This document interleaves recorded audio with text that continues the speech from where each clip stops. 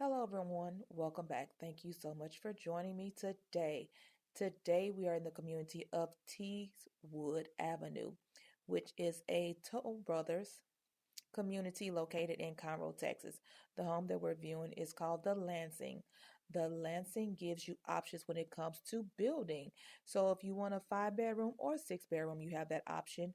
4 to 5 bathrooms and a half bathroom is also an option for you. The square footage is going to be a little bit over 3,500 square feet. So it really depends on what amenities you put into your home.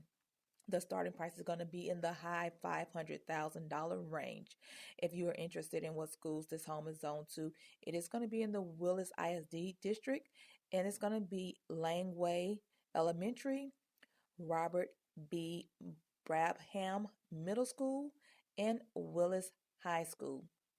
If you have any questions regarding this home, this builder, or any other real estate questions, please leave them in the comment section below and I'll be more than happy to answer them for you. And do me a big favor, hit that like, subscribe, and that bell to be notified of weekly videos. Enjoy the rest of the tour.